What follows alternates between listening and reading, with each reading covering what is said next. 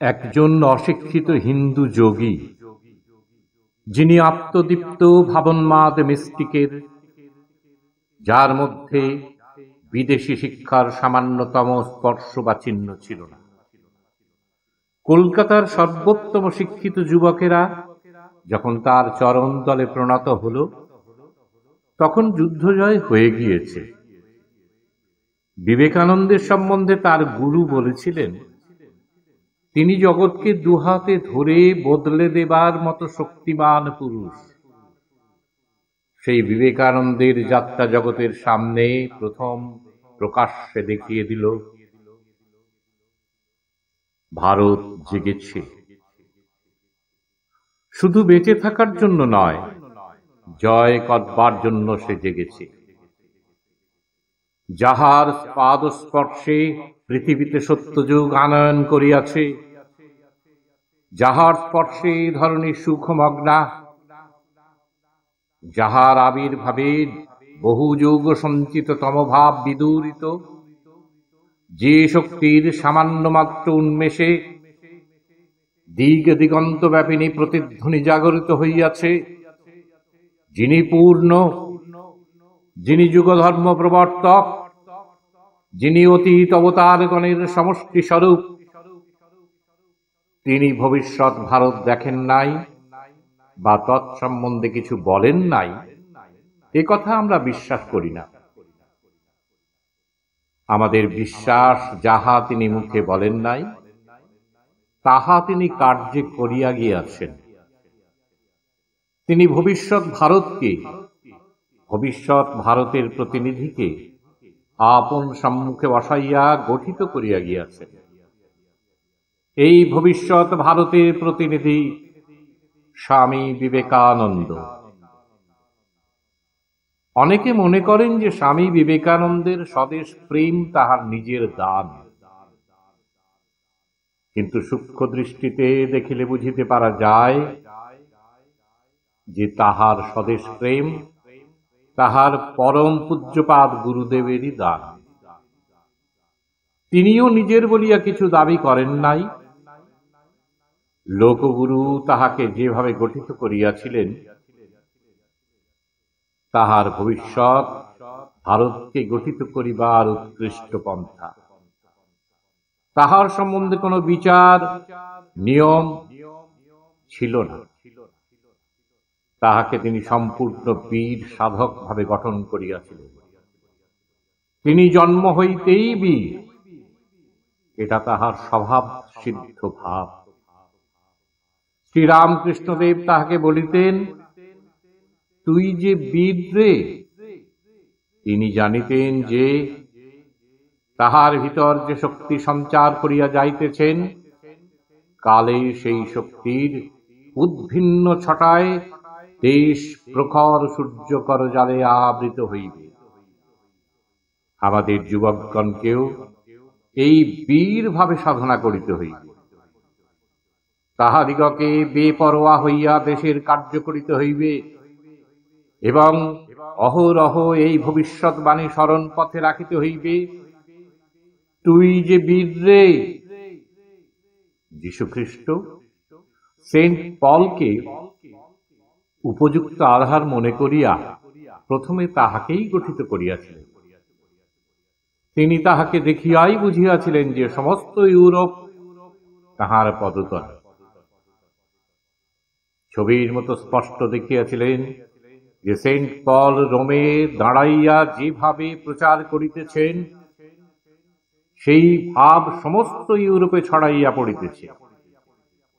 তেমনি যখন স্বামী বিবেকানন্দ প্রথম শ্রীরামকৃষ্ণের নিকট আগমন করিয়াছিলেন, তাহাকে দেখিয়াই তিনি বুঝিয়াছিলেন যে সমস্ত ভারত তাহার নিকট আসিয়াছে। সমস্ত ভারত তাহার পদতলে মস্তক লুটাইতেছে। সমস্ত ভারত তাহাকে সর্বস্ব দান করিতে আসিয়াছে। ভারতের জাতীয় আদর্শের বীজ বিবেকানন্দের ভিতর নিহিত ছিল। ঠাকুর রামকৃষ্ণ তাহারই বাড়ি সিঞ্চনে বর্ধিত করিয়াছিলেন। তাই ভবিষ্যৎ ভারতের প্রতিনিধিকে অতি যত্নে গঠিত করিয়াছিলেন। তিনি তাহাকে দেখিয়াই বুঝিয়াছিলেন যে ইহার দ্বারাই ভারতের এবং সমস্ত পৃথিবীর কল্যাণ সাধিত হইবে। তিনি ছবির মতো প্রত্যক্ষ করিয়াছিলেন যে স্বামীজি তাহার আদেশ সমস্ত পৃথিবীতে প্রচার করিতেছেন। বিবেকানন্দই আমাদের জাতীয় জীবন গঠনকর্তা, তিনি ইহার প্রধান নেতা। তাই কাল যাহা তার আদর্শ ছিল, আজ সেই আদর্শ লইয়া ভারতবাসী জীবন পথে অগ্রসর হইয়াছে। 6ই চৈত্র রবিবার 1316 আমরা বেলুড় মঠে শ্রীরামকৃষ্ণদেবের জন্মোৎসব দেখিতে গিয়াছিলাম।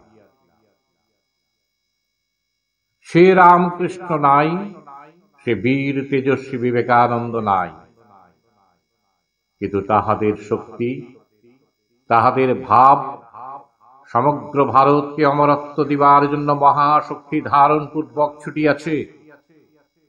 সম্মুখে যাহাকে পাইতেছে তাহাকে অমৃতবারী সিঞ্চনে বরণ করিয়া লইতেছে। অতিথির বেশে স্বদেশ মূর্তি ধারণ করিয়া তাহার হৃদয় অধিকার করিয়া বসিতেছে। রামকৃষ্ণ কি ছিলেন? মানুষই আধারে প্রকট ভগবান। আর বিবেকানন্দ মহাদেবের নয়ন নিঃসৃত এক দীপ্ত কটাক্ষ। কিন্তু তার পিছনে ছিল সেই ভাগবত দৃষ্টি, যা থেকে উদ্ভূত বিবেকানন্দ, মহাদেব স্বয়ং এবং ব্রহ্মা বিষ্ণু বিশ্রাতিত।